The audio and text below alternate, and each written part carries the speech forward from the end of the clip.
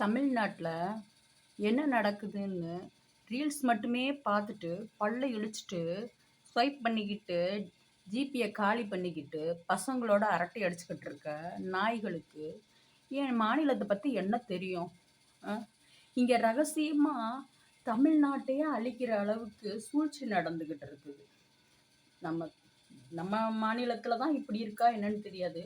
குழந்தைகள்லாம் மாட்டுக்கு ஊசி போடுற மாதிரி ஊசி போட்டு பெற்றுக்கிறதுக்கு பொம்பளை பிள்ளைங்க. ஏன்னா ஒன்றுக்கு மேலே பெக்கிறதுக்கு வலிக்குது. ஏன்னா அழிஞ்சு போச்சு. இன்னொரு பக்கம் தமிழ்நாடுங்கிற வார்த்தையே இருக்கக்கூடாது. அண்ணா ஆரம்பித்த கட்சி அண்ணா தான் தமிழ்நாடுன்னு பேர் வச்சாரு. அண்ணா அண்ணா அண்ணா பாருங்க.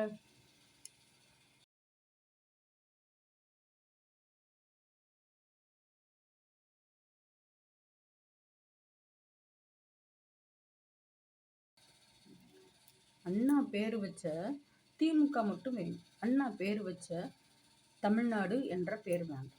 ஏன்? நீங்கள் ஆந்திராக்காரவங்க. இந்த பிரேமலதா கூட அதுவும் ஆந்திராக்கார பொண்ணு தான். சைமன் கற்றது கைமண் அளவுங்கிற கூட கற்றது சைமன் அளவு கல்லாதது உலகளவு. அப்படி தான் பழமொழியை மாற்றணும். இந்த சீமான் அவர் கேரளா, ஒரு பொண்டாட்டி ஆந்திரா. அது ஒரு வழக்கு ஒன்று போய்கிட்டு இருக்கே. அந்த பொண்ணு என்னடான கருணாநிதி பொண்டாட்டி மாதிரி ரெண்டாவது பொண்டாட்டி நம்மளை சேர்த்துக்குவா அப்படி இப்படின்னு அது நோட்டம் போடுது. அது கர்நாடகா. மொத்தத்தில் தமிழ்நாட்டுக்கு ஃபேவராக யாருமே கிடையாது. தமிழ்நாட்டு நடிகர்கள் கூட கிடையாது. ஏன்னா இவங்களெல்லாம் இந்த மெரினா பீச் மீட்டிங்கில் விஜய் வராதனால இவங்களை எவனையுமே மதிக்கலை பார்த்தீங்களா? என்ன எல்லாம் இவங்கக்கிட்ட சம்பளம் வாங்கி பழச்சவனுங்க. அதனால எந்த நடிகனுமே விஜய்க்கு வரமாட்டான். அதனால் அந்த கேட்டகரியில் இருந்தும் நாட்டாமையை ஊரை விட்டு எங்கள் அண்ணனை தள்ளி வச்சுட்டாங்க போல இருக்கு. ஆனால் இருக்கிறவனுக்கு ஒரு வீடு, இல்லாதவனுக்கு தமிழ்நாடு. எங்கள் அண்ணன் வருவான்.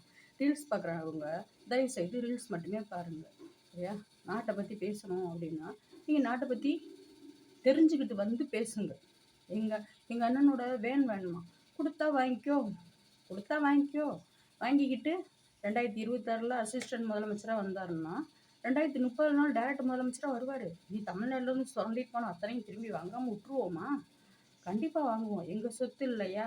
அதுக்கு தானே நீ பயப்படுற. வந்தால் எல்லாத்தையும் பிடுங்கிடுவானோன்னு இவங்ககிட்ட இருந்து பிடுங்குற. ஏன்னா எப்படி இருந்தாலும் வருவான்.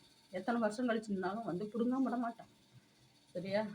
அதில் வேறு எஸ்எஸ்சியை வச்சு ஊடால ஒரு அரசியல் நினைக்கிற செய்யாரு பாரு. நீ தானே ஆரம்பிச்சு வச்ச. விஜய் அப்பா இருந்து அப்படி செஞ்சுருப்பாரு. புஷி ஆனந்த் ஒரு வேஸ்ட்டு. எங்கள் அண்ணனை பாதுகாப்பாக கூப்பிட்டு போனாரே, அதுவே ரொம்ப சந்தோஷம். புஷி ஆனந்த், அதை வச்சு நான் 2 பேருக்குமே தேங்க்யூ.